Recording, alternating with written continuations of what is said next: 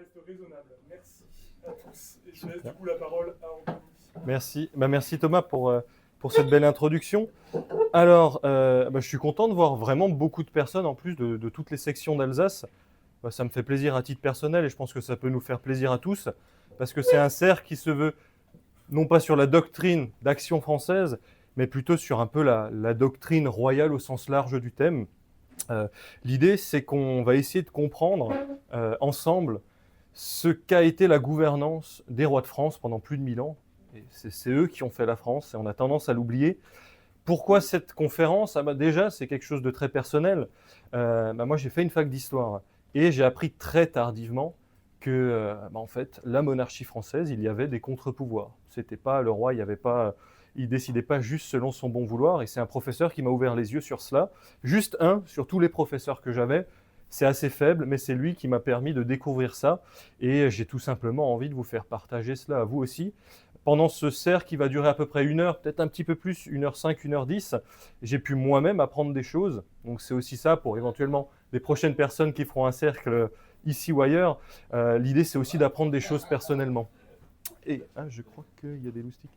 Donc c'est aussi d'apprendre des choses personnellement. Alors, non, je disais effectivement, la section, du moins les sections alsaciennes du cercle Fustel de Coulanges et autres, nous n'avons pas encore traité de cette question-là. Et l'idée, c'est de pouvoir justement vous présenter tout cela. Alors, on peut aussi constater qu'en France, la question de la monarchie, que ce soit les gens qui défendent la monarchie ou qui la critiquent, c'est un tabou qui est quand même bien français. C'est vrai qu'on a quand même un pays qui a coupé la tête de son roi. Lorsqu'on se dit royaliste, on est toujours un peu vu comme un alien. Et même quand on défend, en étant républicain, certains pans, certains points de la monarchie, on est tout de suite vilipendé. Donc effectivement, c'est quelque chose qui est assez compliqué en France, parce que tout simplement, il y a une méconnaissance générale qui est, j'estime, voulue. Après, c'est de bonne guerre, on est dans un système républicain, donc effectivement, la République a tout intérêt à vanter ses mérites et un peu à vilipender ce qui s'est fait avant. C'est ainsi. Et l'idée de ce cercle, c'est de vous montrer vraiment que les rois, pendant plus de 1000 ans, ont gouverné la France en se basant sur la loi et sur la raison. Alors, en parlant de jurisprudence, de contre-pouvoir et autres, il serait quand même primordial de parler de la France, de ce que c'est que la France. Alors, ce n'est pas un concept d'extrême droite ou autre, c'est quelque chose qui existe vraiment, qui a plus de 1000 ans, et c'est vraiment un héritage des 3 grandes dynasties franques de l'époque. Je parle bien sûr des Mérovingiens, des Carolingiens et des Capétiens. Selon les historiens contemporains et même d'époque, alors la France, elle ne commence pas avec les Gaulois, mais elle commence véritablement avec le baptême de Clovis, voilà, de ce roi qui a choisi le christianisme comme nouvelle religion. Alors, ce roi, ce bon roi Clovis, en fait, il a intégré divers systèmes juridiques qui étaient déjà présents en Gaule et il a instauré tout simplement une autorité politique commune. Alors, comment ça s'est fait? Bon, c'était à l'époque, on était dans une société violente. Les seigneurs qui étaient d'accord, c'était bon. Ceux qui n'étaient pas d'accord étaient éliminés. Voilà. Donc, la conversion au christianisme, en fait, c'est quelque chose de primordial dans l'histoire de France. Parce que pour Clovis, ça lui a permis de gagner le soutien de l'Église catholique, des papes. C'était un allié vraiment, vraiment extrêmement important pour l'époque. Et dans la France gallo-romaine, il y a des gallo-romains. Et les gallo-romains étaient majoritairement catholiques, non pas païens, non pas autres, catholiques. Et en fait, l'idée, c'était vraiment de gagner leur confiance. Et non pas leur soumission, mais leur respect. Donc aussi l'idée, Clovis s'est présenté comme un roi représentant la volonté de Dieu, la volonté de Jésus-Christ. Et c'est quelque chose qui est complètement nouveau pour la France et il me semble même pour l'Europe. Alors, le roi Clovis, il a utilisé les anciens sachants de l'époque, parce que la Gaule sous l'égide des Romains fonctionnait plutôt bien. Il y avait des hauts fonctionnaires, il y avait des aqueducs, il y avait déjà un réseau sanitaire de canalisation et autres. Donc bon, ça, il ne l'a pas gardé, mais voilà. Et il a utilisé les anciens sachants, c'est-à-dire les anciens juristes qui étaient formés au droit romain. Donc il a établi son administration française, entre guillemets, en s'appuyant sur ces anciens fonctionnaires.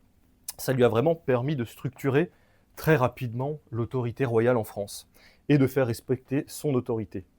Alors avant Clovis, comme je vous ai dit, c'était les Gallo-Romains. Donc on était, les Français, on ne peut pas trop appeler ça comme ça, ils étaient jugés sous le droit romain. Alors les Romains faisaient très bien les choses, hein. Ils avaient de belles archives, ils avaient un droit qui était écrit et codifié. Donc c'est un droit aussi qui se voulait universel. Qu'on fasse partie de n'importe quelle tribu, en fait on était jugé selon les mêmes lois sous les Romains. C'est un système qui se voulait baser, je dis bien qui se voulait, hein, baser sur la raison, l'équité, et il y avait vraiment une très grande importance de la jurisprudence. En fait, il y avait déjà des juges. Voilà, dans les petites villes, dans les comtés hautes, les juges jugeaient tout simplement les coupables. Il y avait, alors je ne vais pas vous faire un détail de toutes les lois, mais grosso modo, à l'époque, c'était des lois qui protégeaient déjà la propriété privée, les contrats, la famille, et c'était une justice qui était rendue par des magistrats formés.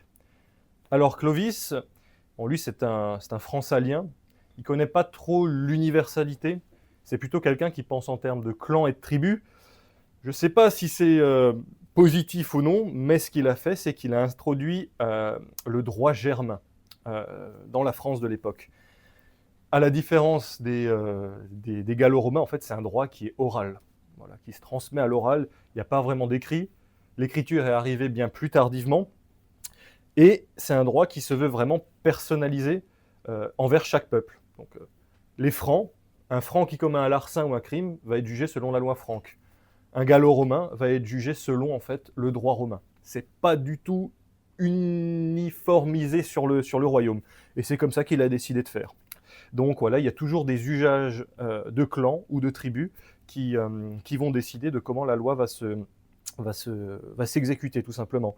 Par exemple, quand on parle des peuples qui sont encore un peu, qui ne sont pas gallo-romains ni saliques mais autres, bah, il y a la notion de Vergelt. En fait, c'était un peu la loi du talion à l'époque, hein, c'était le prix du sang. Si tu tues quelqu'un, en fait, tu es mis à mort. Il n'y a pas de prison, il n'y a pas de tout ça. Ce qui existait sous le droit, par exemple, avant le droit romain.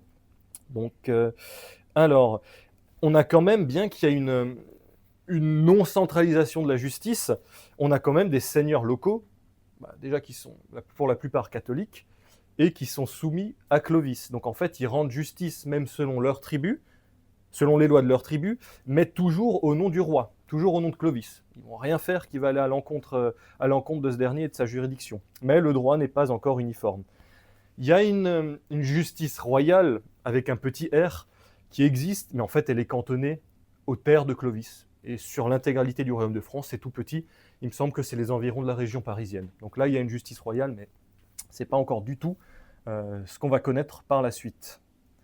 Alors, bon, ça va à peu près. Je vais vous lire aussi, hein, c'est un peu flou. Alors ensuite, entre le 8e et le 8e et le 9e siècle, c'est l'avènement des Carolingiens. Alors, il y a un point qui est absolument fondamental chez les Carolingiens. En fait, ils rajouteront toujours une couche en plus dans la centralisation et dans l'importance de la foi catholique dans le royaume de France. Alors, il y a le sacre de Pépin.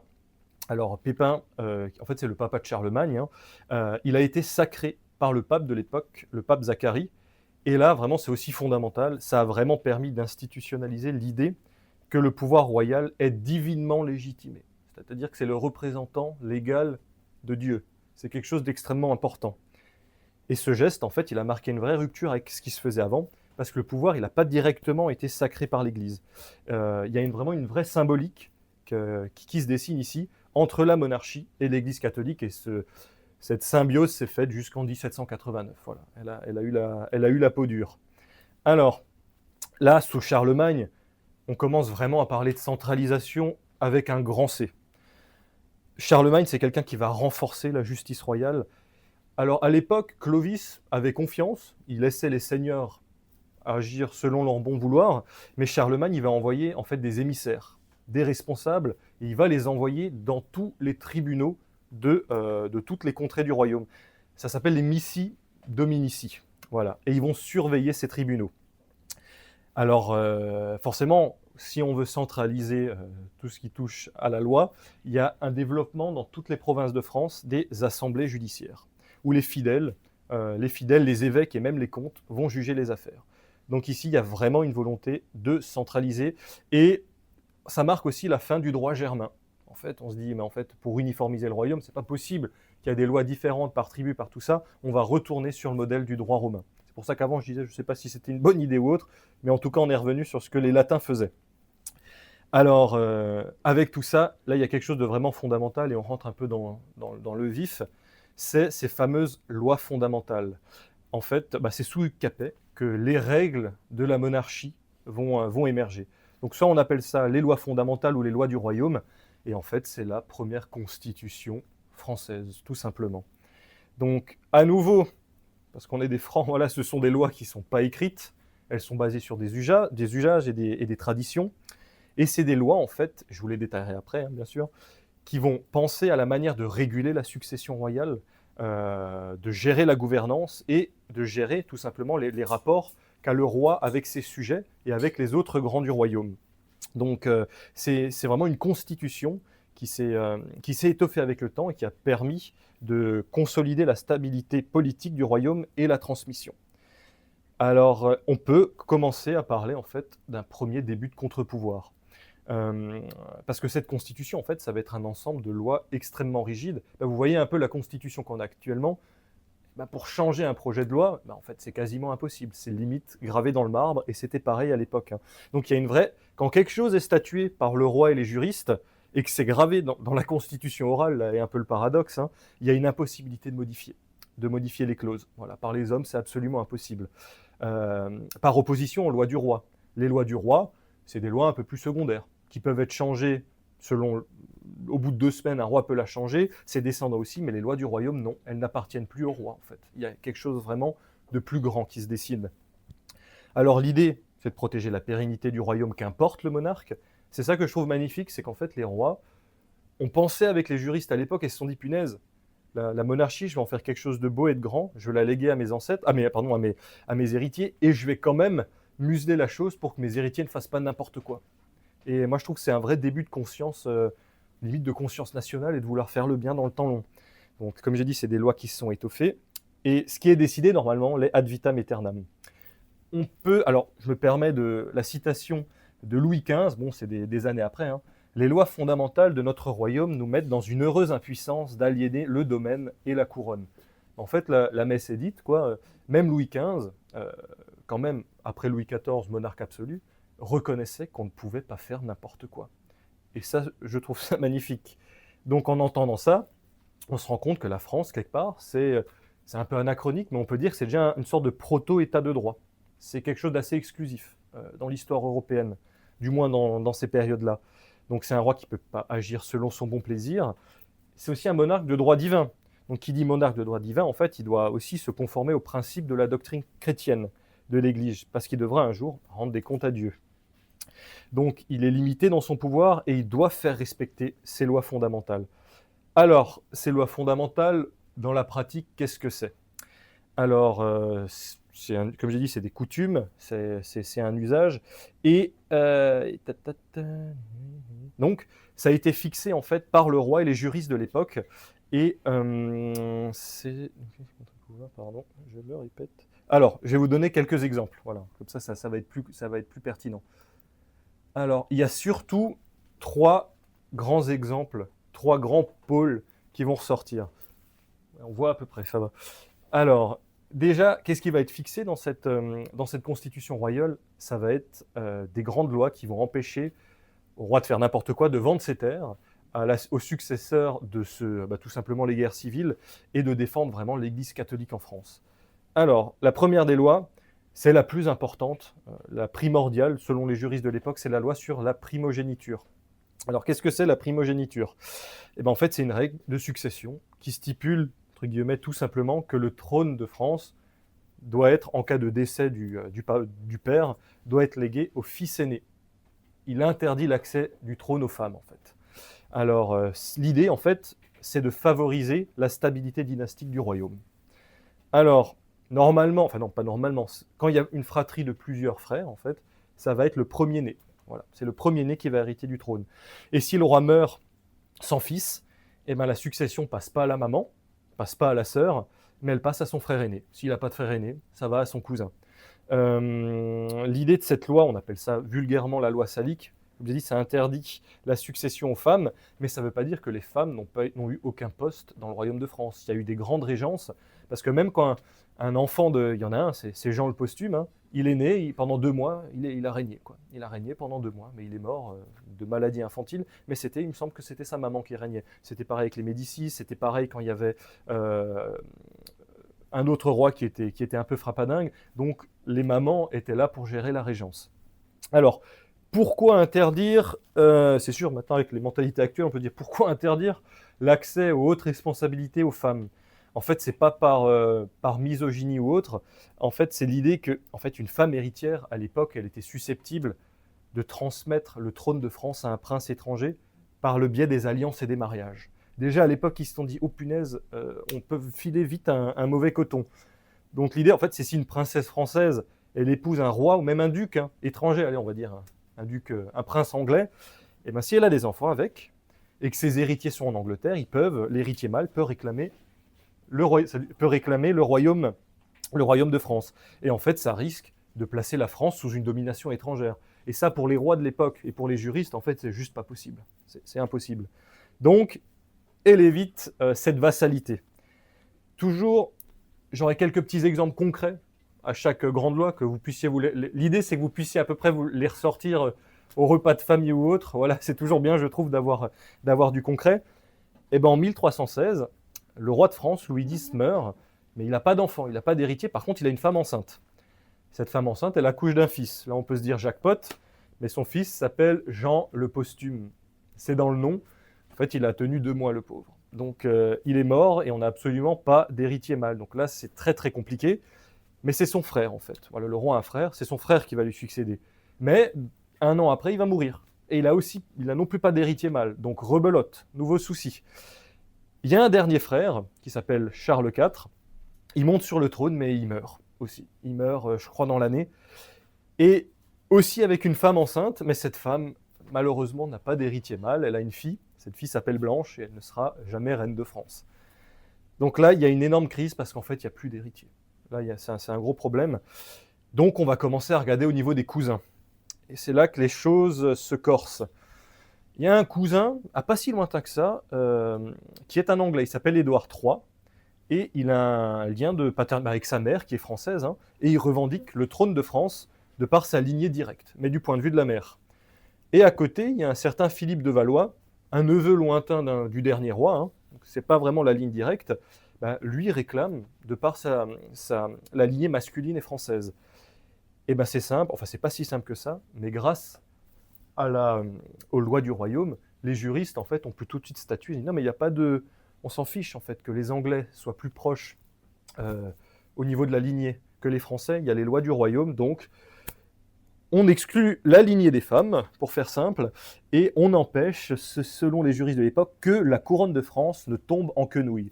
Donc cette règle, bien que non codifiée à l'époque, elle est utilisée pour écarter Édouard III et la couronne est restée française. D'une importance primordiale, si ça se trouve, je ne sais pas, peut-être on aurait été anglais actuellement. Ensuite, il y a le principe, alors c'est un mot un peu barbare, c'est l'inaliénabilité du royaume, ni vendre, ni donner, ni céder. Comme j'ai pu vous le dire, en fait, le domaine royal, en fait, il n'est pas patrimoine du roi, il est patrimoine de la couronne. Et la couronne, qu'est-ce que c'est ? C'est les Français, c'est les juristes, en fait, c'est toute cette histoire. On est dans une logique un peu de France éternelle, quoi.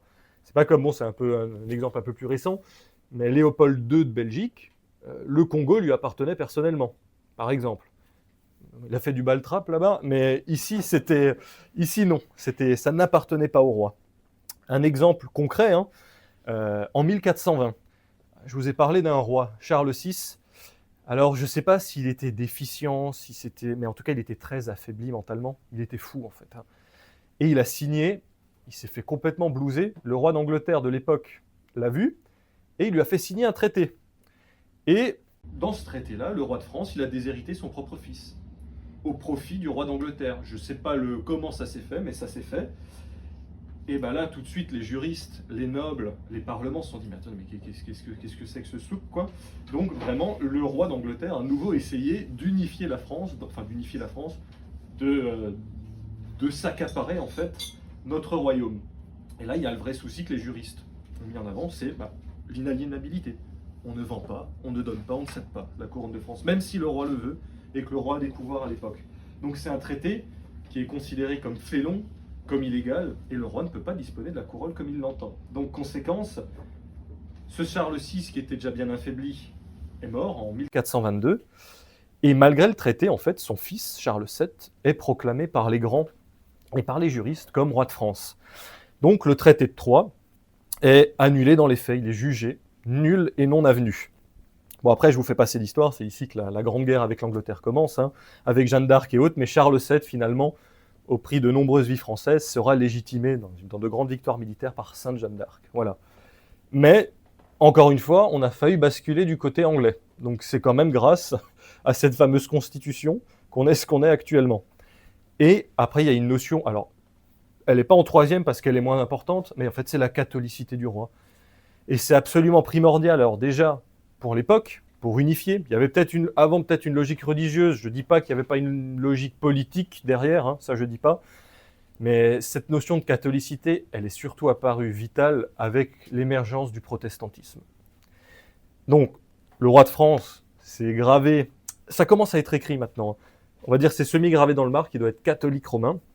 Un roi hérétique, en fait, que ce soit un excommunié, un protestant ou autre, tout simplement, il ne peut ni régner ni transmettre. C'est impossible. En exemple, hein, je pense que vous connaissez tous ce bon roi Henri IV, hein, il était protestant. D'abord catholique, après protestant, bref, un petit jeu d'alliance. Mais selon les lois fondamentales, on lui a dit, mais en fait, tu ne peux pas. Protestant d'abord. Merci, j'y viens. Et effectivement, en fait, les juristes ont dit, mais en fait, c'est juste pas possible. On ne te suit pas. Et les grands du royaume ne te suivront pas si tu n'es pas catholique. Tu dois représenter Dieu, tu ne dois pas être excommunié, tu ne dois pas être anathème, c'est pas possible. Donc il y a cette fameuse ligue catholique, hein, qui a fait part d'elle. Ils ont refusé tout simplement de le reconnaître comme roi. C'est quelque chose d'extrêmement fort à l'époque. Hein. Et certains territoires, en fait, commencent à ne plus lui obéir. En fait, ils commencent limite à avoir une désagrégation du royaume de France. On peut même dire de guerre civile, hein, commencer à avoir des petits pogroms. Donc en fait, face à ça, Henri IV se dit, oh punaise, oui, effectivement, je ne peux pas trop faire ce que je veux. Hein. Donc il se dit, je vais me convertir. Donc, je vais abjurer publiquement le protestantisme, et il va se convertir au catholicisme à la basilique de Saint-Denis. Et il a déclaré la phrase qui, bon, c'est vrai que ça arrache un peu le cœur de savoir que c'est ça la motivation première, mais bon, il a dit, Paris vaut bien une messe. C'est ainsi. Donc, il est sacré en plus dans la foulée roi à Chartres, et on va dire la paix civile revient sur le royaume de France. Voilà. Mais on a failli potentiellement basculer complètement protestant aussi. Voilà. Alors, donc avec cette catholicité réaffirmée, le roi retrouve ses prérogatives et la France se marque vraiment dans le catholicisme. Dans la foulée, je ne l'ai pas mis, en fait, il n'y a jamais eu de souci avec ça. C'est l'idée de sacre. Un roi de France est systématiquement sacré. Il n'y en a aucun qui s'y oppose, parce qu'en fait, limite, il cherche le plus rapidement à être sacré. C'est-à-dire, quand même, on représente l'autorité divine de Dieu sur terre, mais le sacre, c'est obligatoire aussi. Il n'y a jamais eu de résistance, d'un point de vue politique et religieux, ça se comprend. Il y a peut-être eu des petits retards ici et là, mais ils étaient très vite rattrapés. Alors, ouais, ça va. En termes de grands contre-pouvoirs, je vous ai parlé de ces fameuses lois du royaume, donc cette sorte de proto-constitution française, hein, et il y avait autre chose de très important, et qui a aussi causé la perte de la France, on le verra plus tard, c'est les fameux parlements. Le premier parlement, c'est le parlement de Paris. En fait, il voit le jour en 1300. C'était une idée des Valois, c'était d'en faire des cours de justice souveraines. En fait, ils voulaient vraiment toujours plus centraliser. En fait, le Parlement, si vous voulez, c'est un peu comme le préfet. Voilà. Le préfet, M. Kefelec, par exemple, c'est le représentant de Macron. Voilà. Et l'idée, c'est d'avoir des préfets un peu partout, dans toute la France, pour pouvoir étendre les prérogatives royales. Donc c'est vraiment de base, ça part vraiment d'une logique de centralisation et d'étendre les pouvoirs du roi, dans des justices seigneuriales qui des fois subsistent un peu. L'idée première, c'était celle-ci. Alors, donc le premier besoin, c'était étendre le pouvoir du roi, avoir une institution qui gère les affaires judiciaires, et de superviser la régularité des décisions judiciaires. Parce qu'en fait, le roi, il est avec ses conseillers, il ne décide pas tout seul, hein, mais à un moment donné, il n'y a pas WhatsApp, il n'y a pas Telegram ou autre. En fait, faut qu'il y ait des parlements locaux qui les enregistrent, ces lois, pour qu'elles soient, à partir du moment où une loi est enregistrée, en fait, elle est officielle et elle doit être tenue. Donc c'est extrêmement important, ces parlements. Donc l'idée, c'est d'enregistrer ces fameuses ordonnances royales, qui viennent du roi ou des conseillers du roi. En fait, et le roi, effectivement, il s'est vite rendu compte que, oh punaise, je ne pouvais pas imposer n'importe quoi, sans l'accord formel des parlements. Alors les parlements ont beaucoup de prérogatives, hein. Dans le monde idéal, c'est d'enregistrer ces lois, jusque-là tout va bien, mais et des milliers de fois, je crois bien qu'on est sur des milliers de fois, elles ont refusé d'enregistrer des lois qui venaient directement des rois ou du cabinet royal. En fait, il y a un vrai pouvoir de négociation pour des clauses qui étaient jugées abusives à l'époque. Donc, un parlement pouvait invalider une action du roi s'il la jugeait contraire au principe du droit, et on ne parlait pas encore de liberté individuelle, mais au principe des libertés du royaume. Un exemple que je creuserai plus tard, une bêtise maintenant, un roi de France, il fait une campagne militaire, et je ne sais pas, il n'aime pas la Bretagne, pour X raison, et dire, 10% de prélèvement en plus pour les Bretons. En fait, c'est jugé confiscatoire, et le Parlement ne l'enregistrera pas. Il faut vraiment légitimer le pourquoi du comment. Alors, avec ce fameux Parlement de Paris, il y a vite eu une nécessité de faire plusieurs parlements dans toute la France. On en a eu en Alsace, un peu tardivement, hein. Donc il y en a eu un peu partout. Il y en a eu dans le nord, il y en a eu dans le centre de la France, dans le sud, à Toulouse. Mais les plus grands, c'était Paris, Toulouse, Rennes et Grenoble. Voilà, c'était les plus grands parlements. Alors, cette généralisation des parlements, des grands parlements locaux, elle arrive dans le contexte de la Renaissance. Bon, la Renaissance, hein, je ne sais pas si ça vous parle, mais l'idée c'est de plonger dans ce que les Grecs et les Romains faisaient de mieux et le remettre à une sauce un peu plus contemporaine. Parce qu'il y avait un peu un tabou sur, je sais pas, sur les philosophes, sur la jurisprudence de l'époque. Et là, ça ressort. Sauf qu'avec ces juristes, c'est pas une critique, hein, humanistes, ils commencent à étudier les grands penseurs grecs, romains, républicains aussi. Et ils commencent à se détacher des règles médiévales qu'ils trouvent un peu trop strictes et contre la res publica, un peu le bien commun, la chose commune. Donc, il y a des conceptions plus modernes qui commencent à arriver. Et là, c'est vraiment maintenant que les parlements deviennent vraiment des gros outils de contre-pouvoir.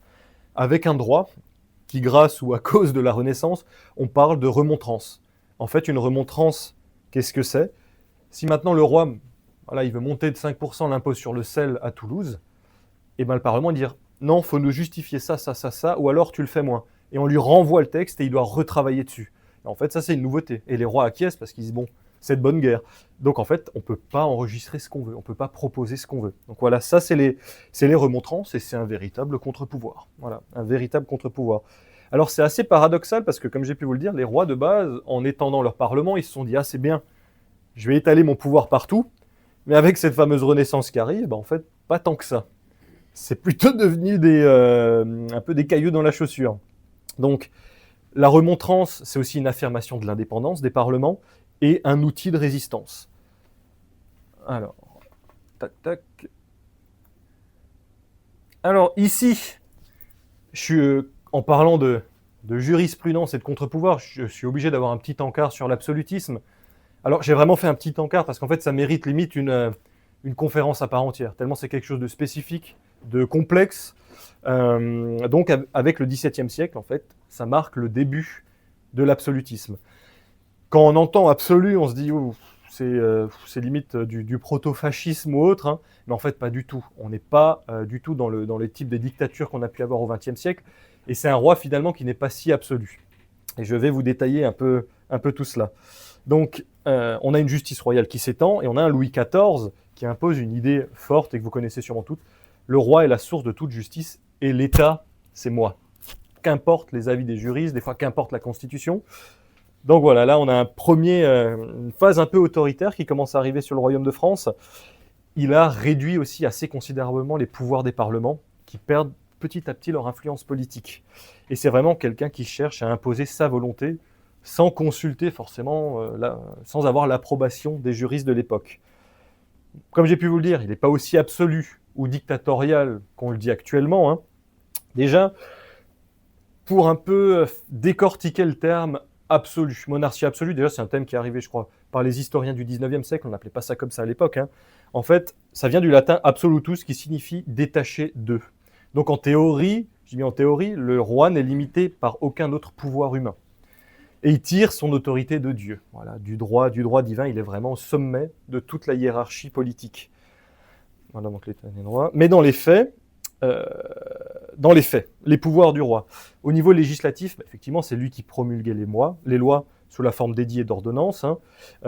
Au niveau de l'exécutif, il faisait appliquer les lois et dirigeait l'administration du royaume. Et d'un point de vue judiciaire, il rendait la justice suprême, avec la possibilité de gracier, de punir. Et je ne sais pas si vous connaissez les fameuses lettres de cachet. C'est un peu le système communiste actuel. En fait, il y a une signature du roi, c'est envoyé, la personne, on ne la voit plus jamais. Voilà. Ça commençait un peu à être monnaie courante, peut-être pas autant que dans les dictatures modernes, mais voilà, c'est des choses qui se généralisaient un peu. Alors, il pouvait aussi déclarer la guerre, battre sa propre monnaie.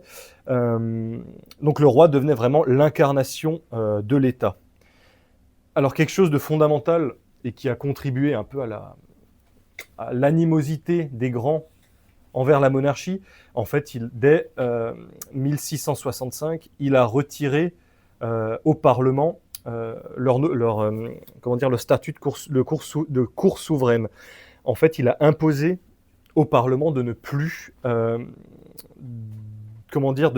les parlements n'avaient plus le droit de faire des remontrances.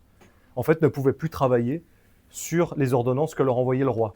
Donc là, déjà, on se dit qu'il y a un petit problème, quoi. En fait, on est juriste, on nous impose une loi, on nous dit qu'on ne peut pas travailler dessus. Par contre, on peut travailler sur ces lois seulement une fois qu'elle est ratifiée. C'est-à-dire, il impose au Parlement, je ne suis pas dans une critique bête de la monarchie, mais je dis ce qui est, il imposait au Parlement d'enregistrer la loi, et après, on pouvait la critiquer, mais critiquer une loi qui est déjà ratifiée, en fait, c'est très très compliqué de revenir dessus. Donc voilà, il essayait un peu de faire ça. Donc, mais malgré cet absolutisme, en fait, on a toujours les parlements qui sont là, elles travaillent toujours sur les dossiers, elles font toujours des remontrances, et des fois, même sous la monarchie absolue, elles ont refusé d'enregistrer un édit. Voilà. Allez.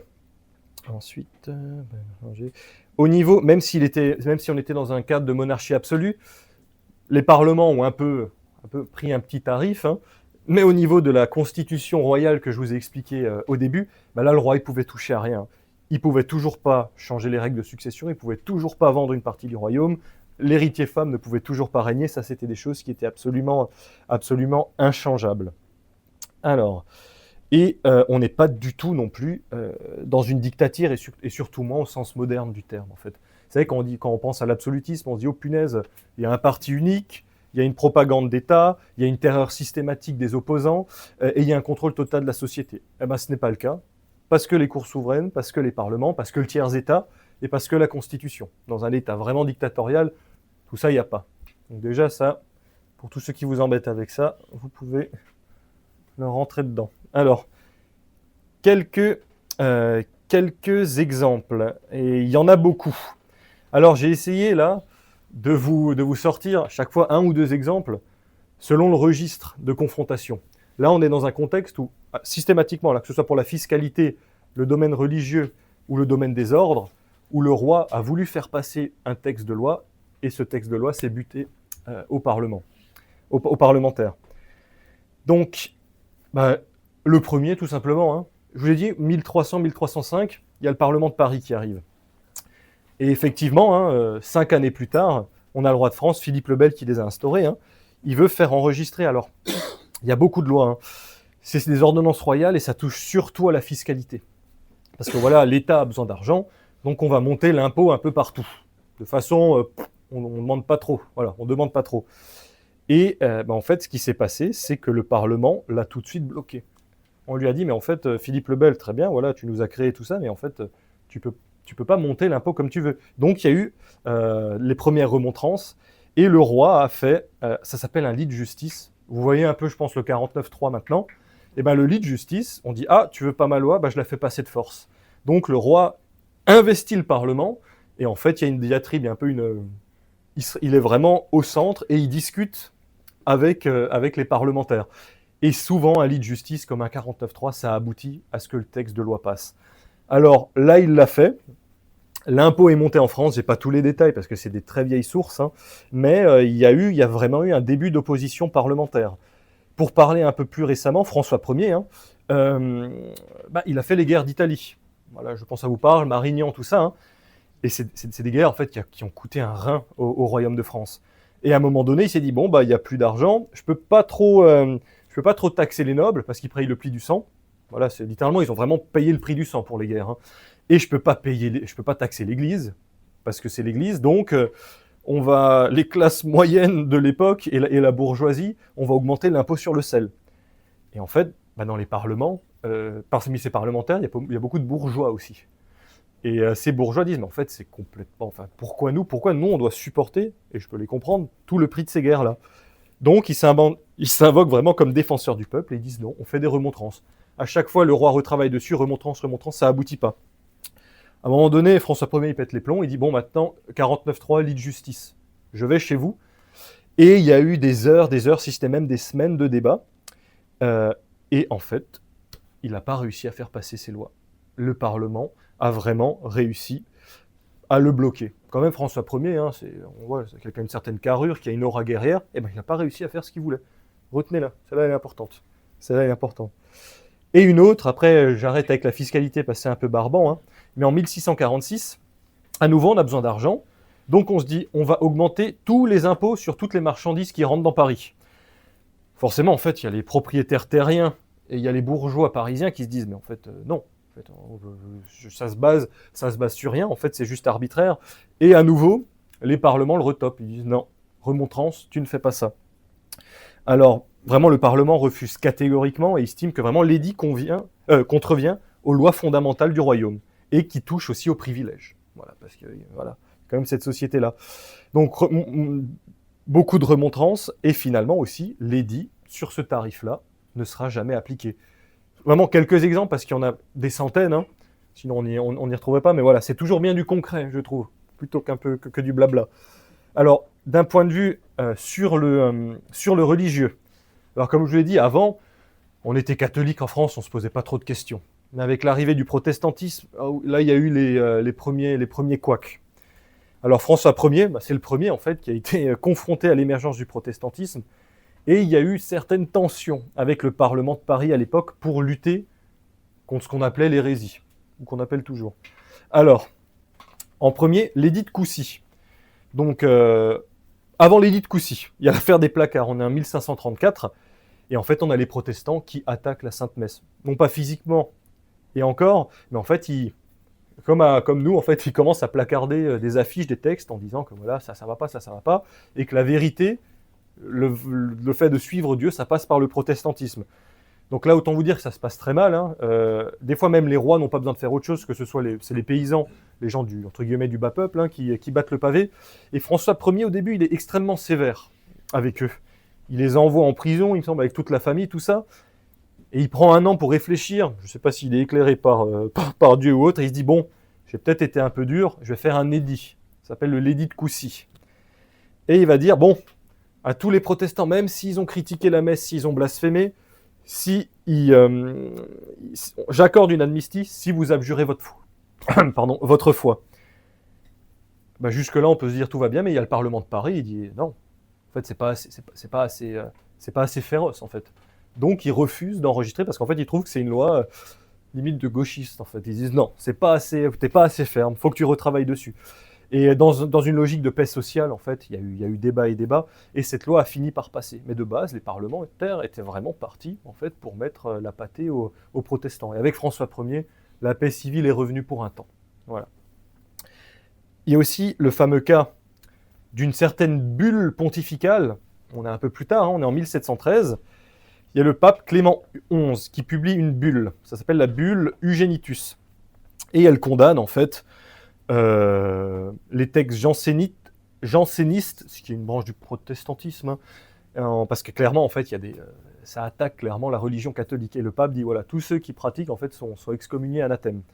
Et c'était dans une idée de réprimer le jansénisme en Europe et surtout en France. Et le roi de France était plutôt d'accord avec ça. On s'est dit, ouais, non, là, je vais en remettre une couche. Et alors, le roi de l'époque, il s'est dit, cette bulle pontificale, c'est très bien, pour un peu tacler les protestants. Donc je vais la faire enregistrer maintenant dans les parlements. Voilà, au moins elle est ratifiée sur l'intégralité du territoire. Et malheureusement, les protestants ne pourront pas recevoir la communion, les derniers sacrements ou autres.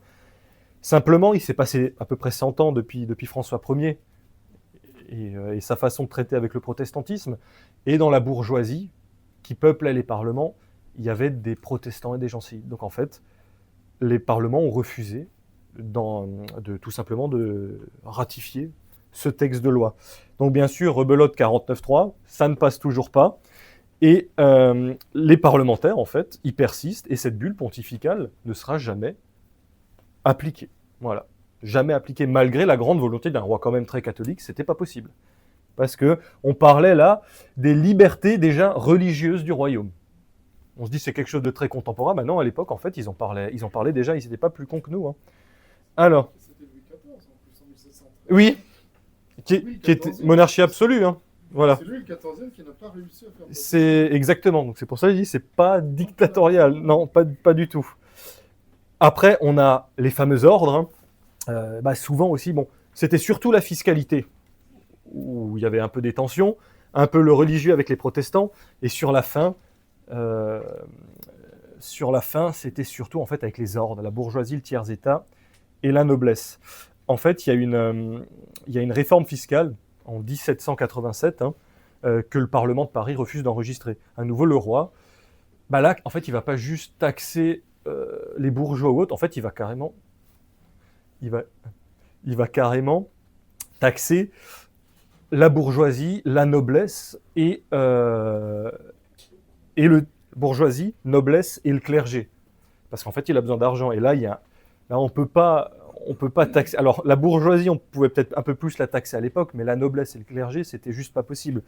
Donc, c'est un peu le cambouis. Donc, en fait, c'était une première idée d'impôt universel. Ça partait peut-être d'une bonne intention, mais l'Église et les nobles, c'était juste pas possible. Donc, il y a le Parlement, en fait, il bloque complètement, il exige la convocation des États généraux, ces fameux États généraux, en affirmant que seuls eux peuvent autoriser ce nouvel impôt universel. Voilà, on est quand même déjà un roi social. Bon, ça, c'est pas fait. Et voilà, c'est un impôt, en fait, qui va être jugé complètement injuste et confiscatoire. Bon, Louis XVI, en fait, il convoque un lit de justice, ça prend pas, et il pète les plombs. Là, carrément, je crois que c'est inédit, il force et il dissout le Parlement de Paris. En fait, il dit, vous dégagez. Vous me laissez place, vous dégagez. J'enregistre, moi, avec mes fidèles, vous vous barrez. Et il les a exilés à Troyes. Et en fait, au bout d'un an, il s'est dit que, oh punaise, j'aurais peut-être pas dû faire ça, parce que là, on m'écoute plus trop. Maintenant, on a une grande déviance vis-à-vis de moi. Donc, il les rappelle. Et toutes ces futures autres réformes, en fait, aucune n'a abouti. Parce qu'en fait, il se les est mis à dos. Et brutalement. Hein. Donc voilà, on est en 1787, les réformes fiscales ne fonctionnent pas, il y a une crise frumentaire, l'argent ne vaut plus rien, on n'a plus à manger, les parlements détestent le roi, les grands ordres n'ont plus la confiance du roi aussi, et il convoque des états généraux de crise en 1789, et il se passe ce qui se passe, je ne vais pas faire un cours sur la Révolution française, mais voilà, il n'y a pas que eu du positif dans ces décisions, il y a des choses qui peuvent s'expliquer, disons. Et on arrive à cette fameuse Révolution française. Donc voilà quelques exemples du registre de la fiscalité, du religieux et au niveau des conflits qu'il y a pu y avoir avec les ordres. Voilà, j'espère que vous en avez retenu au moins un en tout, un de chaque, c'est bien. Alors, en termes de conclusion, alors hasardeux ou pas, je ne trouve pas, je me suis permis, avec bien sûr aussi des lectures, de faire quand même un comparatif, peut-être un peu anachronique, entre la monarchie française, dans sa globalité, et la Ve République, qu'on appelle souvent la monarchie présidentielle. On se rend compte qu'il y a énormément finalement de points communs pour un régime qui tape quand même pas mal sur les rois et ceux qui ont fait la France. Alors déjà, il y a des différences, ça c'est sûr. La source du pouvoir sous les rois de France, elle est divine, elle est catholique. Sous la Ve République, c'est la souveraineté entre guillemets nationale, c'est l'élection. Mais il y a des contre-pouvoirs, comme on a vu sous l'Ancien Régime, il y a les parlements avec leur droit de remontrance, la Constitution, le tiers-État. La Ve République, il y a les contre-pouvoirs qu'on connaît, le Parlement, la Constitution aussi, et les médias. En plus, il y a les médias, ça n'existait pas vraiment à l'époque. Déjà quelque chose d'assez similaire. Et au niveau des contre-pouvoirs, le pouvoir royal, en fait, il pouvait imposer sa volonté, comme j'ai pu vous le dire, via le lit de justice. Et en République, on a quelque chose qui s'appelle le 49.3, où énormément de lois passent avec ce 49.3, contre l'avis majoritaire, contre l'avis de la population. Donc en fait, finalement, au fur et à mesure de cet exposé, en découvrant moi-même des choses de mon côté, je me suis rendu compte que notre système actuel, il n'est pas vraiment si différent de la fin de du système final de la monarchie française. On a des pouvoirs qui sont à peu près similaires à ceux d'un roi, si ce n'est que dans la vision républicaine, on a plutôt une vision sur le court terme. 5 ans. Après l'élection, finalement, on s'en fout de ce qu'on laisse derrière nous. Les rois de France, ils veulent la laisser à leur héritier. Ils ont une notion limite, une lecture peut-être même d'une entreprise. Enfin, ça n'existe pas qu'un papa laisse une entreprise. Ah, je vais casser mon entreprise, je vais faire n'importe quoi et je vais laisser un débris à mon fils. Et avec les présidents, des fois, on peut, surtout avec un président actuel qui n'a pas d'enfant aussi d'ailleurs. Hein. Donc là, je trouve qu'il y a déjà une première grande différence. Il n'y a pas une notion de filiation, de léguer un héritage. À l'époque, on était aussi dans un système qui était régi par Dieu. Les rois, je pense, ont été éclairés par Dieu.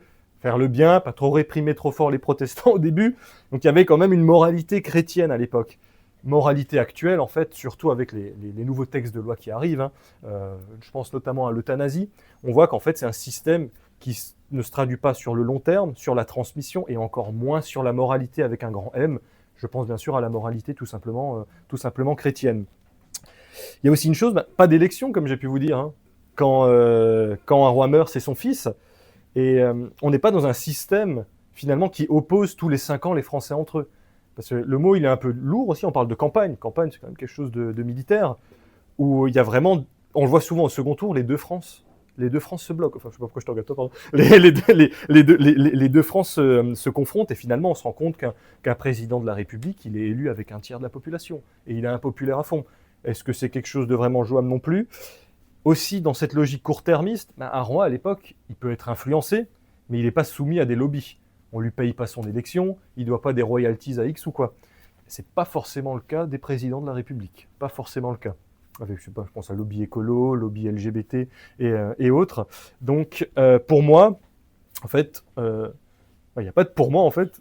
Il y a énormément de points de convergence. Et l'idée, c'est peut-être d'ouvrir un cercle sur, peut-être c'est moi qui vais le faire ou autre, sur vraiment ce que c'est finalement la Ve République. Peut-être une monarchie qui ne dit pas son nom. Mais après, bon, libre à vous, République ou monarchie, c'est vraiment à vous de choisir.